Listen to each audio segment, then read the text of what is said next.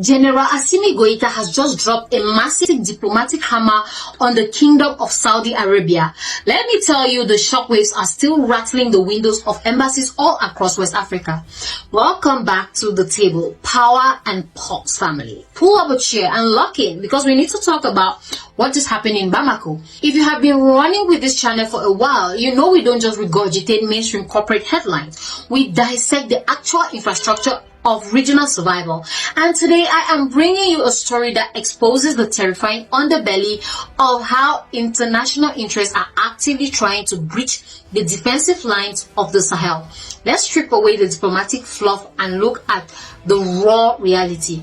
The military leadership in Mali has just issued a fierce public warning to Riyadh following an unprecedented security breach. And according to official reports out of Bamako, an international reporter working for the massive Saudi state-backed networks Al Arabiya and Al Hadad completely bypassed federal border control. This media operative, Ibrahim Mustafa, didn't just casually stroll through the front doors of international transit. No, he deliberately entered the sovereign territory of Mali completely outside the law. No visas, no official state credential, no regulatory clearance from the high authority of communication. He bypassed every single security layer designed to protect a nation currently fighting an intense, complex domestic stabilization campaign. But it gets worse. He didn't just slide across the border to sit in a hotel room in Bamako. This operative pushed deep into the highly sensitive, volatile northern conflict zones, the exact theater where the military is fighting tooth and nail against foreign-backed asymmetric threats. He traveled all the way to the front lines where the kinetic action is actively exploding. Okay? The transition government is looking at the chessboard right now and asking the exact common sense question that you and I are thinking.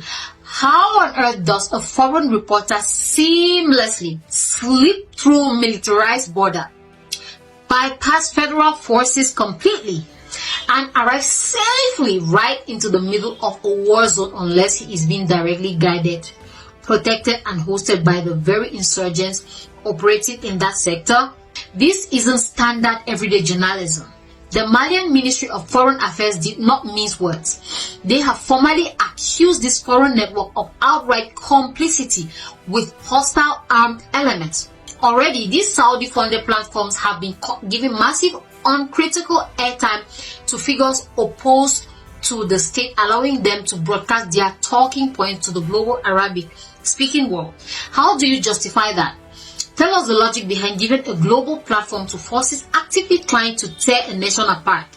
Decisions like this don't just happen by accident. This is a coordinated, deliberate attempt to control the domestic information space. And Assimi Goïta has made it crystal clear. Mali does not approve. Let's be completely honest here. Bamako has sent a directly warning to Riyadh, and they made it clear that Saudi Arabia needs to watch its next move very carefully. They basically said, look, we don't care if we have diplomatic borders for decades. We don't care about historic partnerships or economic agreements. When it comes to our domestic self-determination, we do not play games. And this is where the lines are drawn in the sand. Goita and his team are showing the entire world that they are built entirely different from the typical neo-colonial democratic elite we see scattered across the continent. We all know how those old other leaders operate. If a wealthy Gulf nation or a Western power sends an operative into their territory without a visa, those leaders will quickly tuck their tails, smile for the cameras, and pretend nothing happened because they are desperately begging for a loan or a financial handout.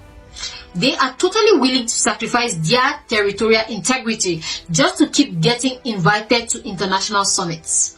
But the leadership in the Sahel doesn't bow. They told the entire world, if you want to enter the territory of Mali, you will walk through the front door. You will present your passport. You will get your visa. You will secure your accreditation from the Ministry of Defense, and you will obey the laws of the Republic.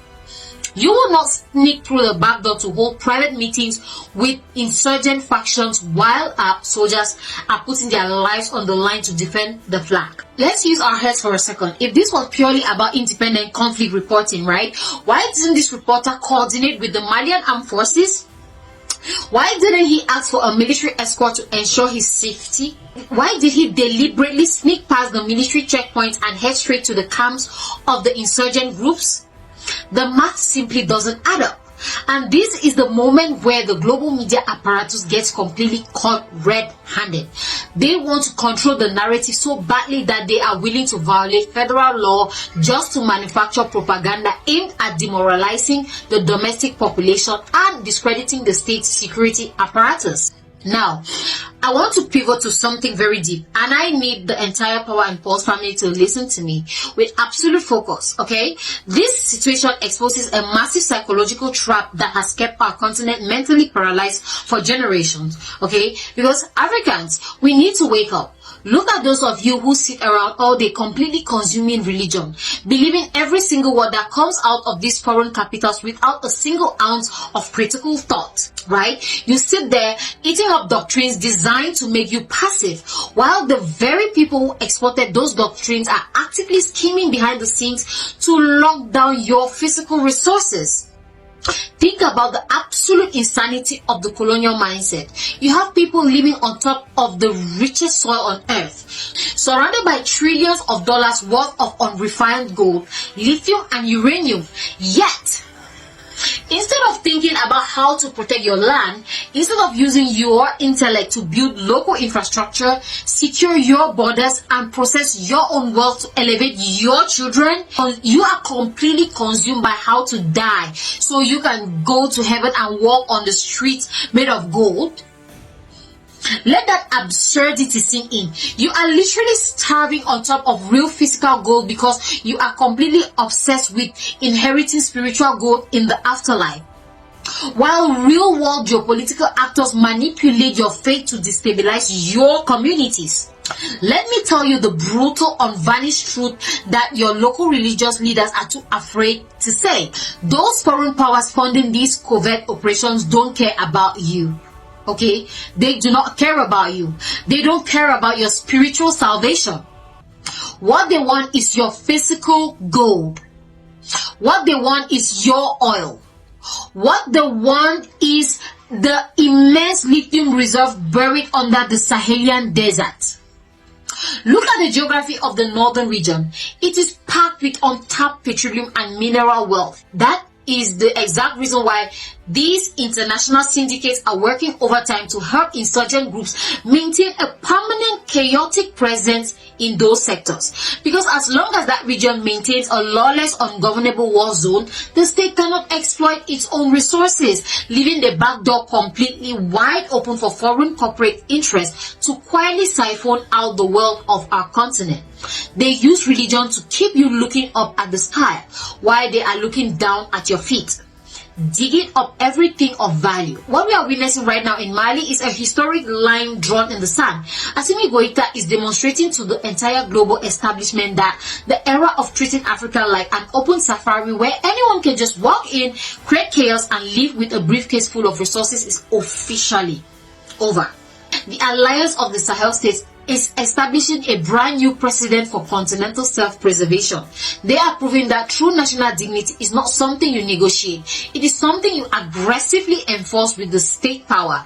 If you don't respect your borders, you do not get to do business in our capital. If you don't respect our laws, your diplomatic credentials mean absolutely nothing. This isn't just about a single journalist violating immigration protocols. This is about a collective refusal to allow external actors to use media welfare to destabilize an African nation from within. The blueprint of global dominance is actively breaking apart in the heart of West Africa, and the world has no choice but to adjust to the new reality. The landscape of our continent is transforming at a blinding speed, and the old colonial systems are running completely out of options. We are watching the birth of an entirely new era of absolute native authority, and that is exactly why this channel exists, to give you the raw, unfiltered analysis that the corporate media is desperately trying to suppress. So, if you are totally done with the old compromised leadership models, if you stand unapologetically with the revolutionary awakening taking over Mali, Niger, and Burkina Faso, and if you want to support independent, raw journalism that cuts straight to the core of continental preservation, then you need to officially join the movement right now. Please do not click away from this video without smashing that subscribe button, hit the like button, share this documentary with every single Pan-African patriot who needs to understand the true mechanics of resource warfare. You are the absolute heartbeat, the shield, and the driving force behind power and cause. I am your host Marie, and I will be signing off right now. But always remember, our collective dignity is completely non-negotiable, and I will see you in the next one.